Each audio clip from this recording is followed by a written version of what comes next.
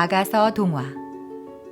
부모가 자녀에게 들려주는 최고의 사랑 이야기. 15화. 왕의 침궁에 초대받은 신부.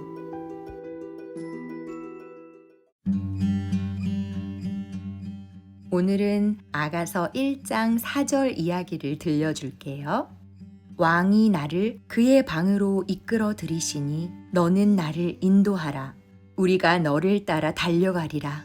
우리가 너로 말미암아 기뻐하며 즐거워하니 내 사랑이 포도주보다 더 진함이라. 처녀들이 너를 사랑함이 마땅함이라.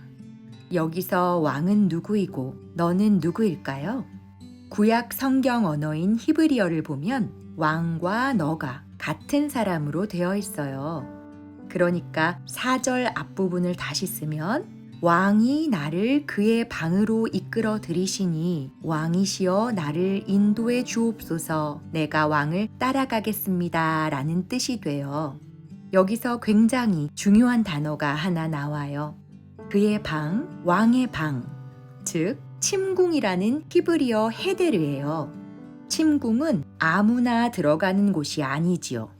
성경 에스더서에 보니까 왕비도 왕의 허락을 받지 않고 들어가면 죽는 곳이 왕의 침궁이에요.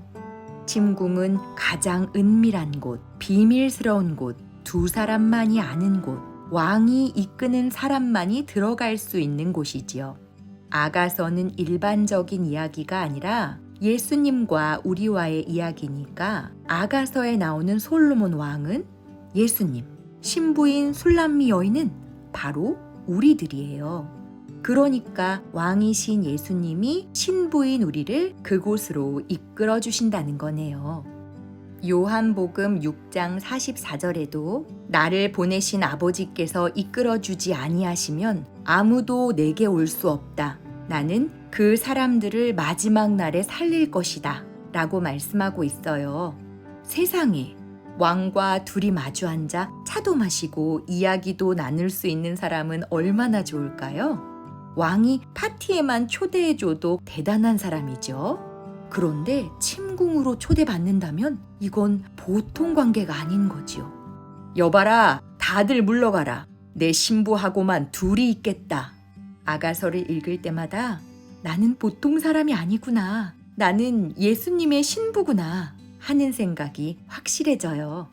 성경 말씀은 이렇게 나의 존재 가치를 확실히 알려주지요. 하나님이 부르시는 음성은 아무나 들을 수 있는 게 아니에요. 하나님이 선택한 사람만이 그분이 부르시는 음성을 들을 수 있어요. 하나님의 부르심은 우리를 최고로 멋진 신부로 만들어 가시려는 계획이지요.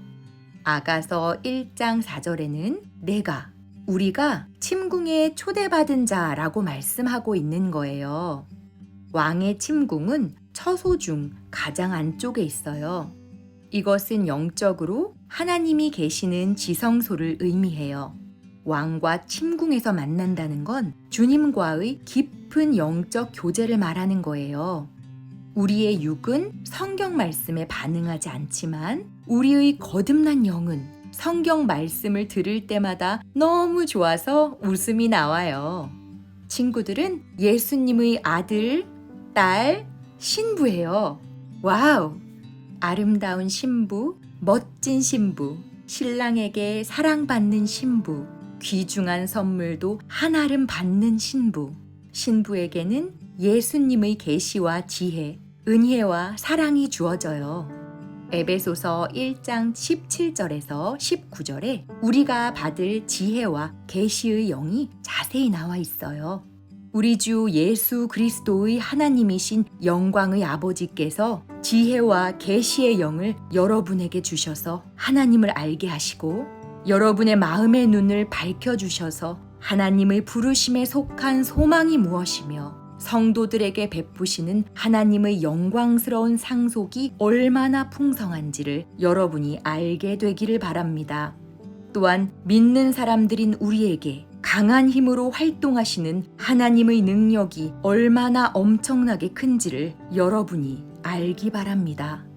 하나님을 아는 사람에게는 하나님의 생명뿐 아니라 풍성한 생명력이 주어지고 마음의 눈을 밝혀준다는 건 통찰력과 분별력을 주신다는 거고, 부르심의 소망이란 천직을 통한 소명과 사명의 기쁨, 상속자가 되게 한다는 건 어마어마한 축복, 하나님의 엄청난 능력이란 5 Jesus 파워를 말하니까 선물도 이런 선물이 어디 있겠어요.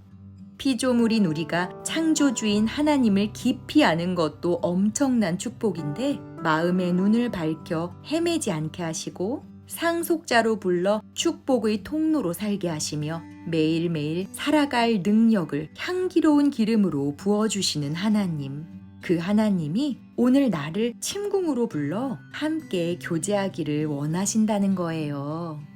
왕의 침궁은 너무 거룩해 아무나 들어갈 수 없어요. 그런데 성령의 감동 속에 주님을 만나고 예배를 통해 지성소에 들어간 다음 직면 기도를 통해 성품이 교체되는 은혜를 받은 사람은 이미 왕의 침궁에 들어간 거예요. 침궁은 결혼식을 통해 한 몸이 되었다는 걸 증명한 사람이 함께 잠을 자는 장소예요. 신랑인 예수님과 신부인 내가 하나가 되었다는 뜻이죠. 예수님과 하나가 되었다는 건 예수님과 연합이 되었다는 거예요. 성령 안에서 예수님과 한 몸이 되었다는 뜻이에요. 그러고 보니까 여기서는 침궁 비유로, 요한복음 15장 1절에서 9절에는 포도나무 비유로 예수님과 내가 하나 되었다는 걸 계속해서 말하고 계시네요. 나는 참 포도나무요, 내 아버지는 농부이시다.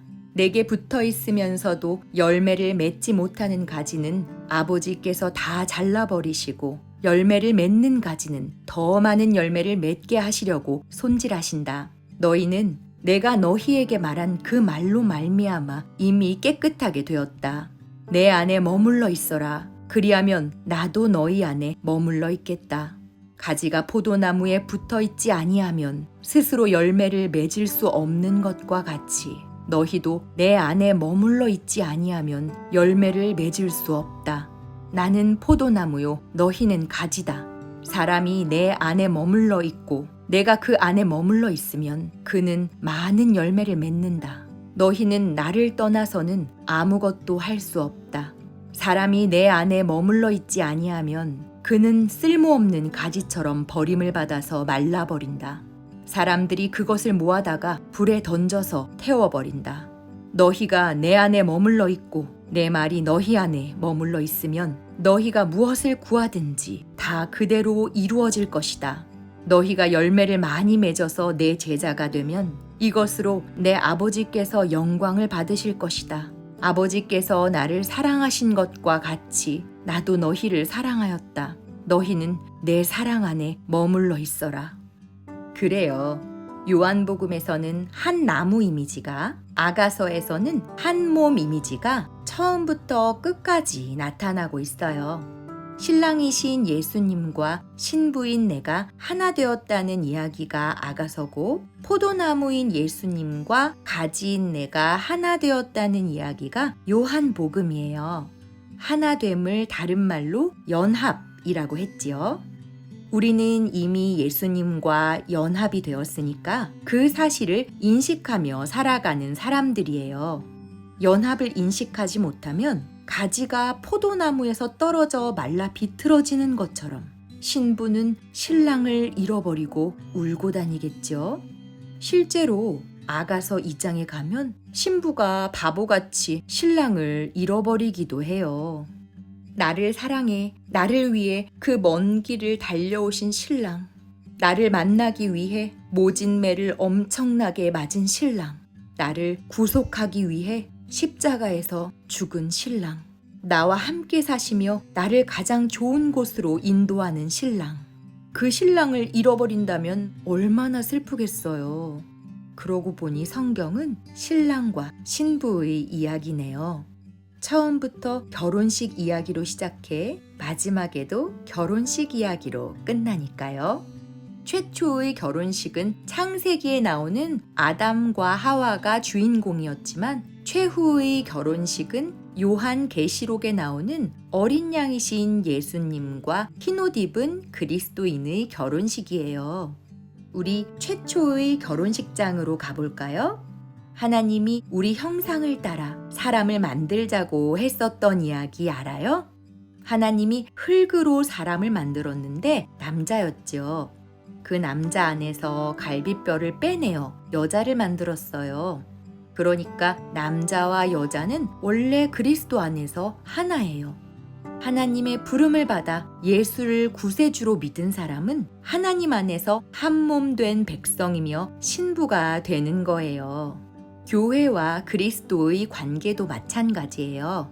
아담이 잠든 뒤 옆구리가 뚫리고 물과 피가 쏟아짐으로 여자가 생긴 것처럼 예수님이 십자가에 달렸을 때 옆구리가 뚫리고 심장을 막고 있는 갈비뼈가 적출되어 교회가 탄생되었어요. 그러므로 교회와 그리스도 역시 한 몸이에요. 아담 안에서 하와가 나온 것처럼 예수님 안에서 성도인 우리가 나온 거예요. 아가서를 읽다 보면 내가 내 아내, 내가 너 아내, 즉 술람미가 솔로몬 아내, 솔로몬이 술람미 아내 형식으로 된 이야기가 여러 번 반복되어 나오는데 이게 요한복음 15장 이야기와 똑같아요. 포도나무와 가지가 하나인 것처럼 예수가 너희 안에, 너희가 예수 안에. 성경은 바로 그 이야기, 모든 게 한 몸 이야기이며 연합 이야기예요. 그러니까 지금 우리가 듣고 있는 아가서는 예수님의 상징인 솔로몬 안으로 이 술람미가 어떻게 들어가게 되는가와 술람미가 솔로몬 밖으로 나가면 어떻게 되는가를 시어로 설명해주는 복음이에요. 우리는 절대 예수 그리스도와 분리될 수 없고 떠날 수도 없어요. 그걸 인정하고 사는 게 믿음이고 그렇게 해달라고 기도하는 게 신앙이며 그것을 경험하는 게 은혜예요. 샬롬.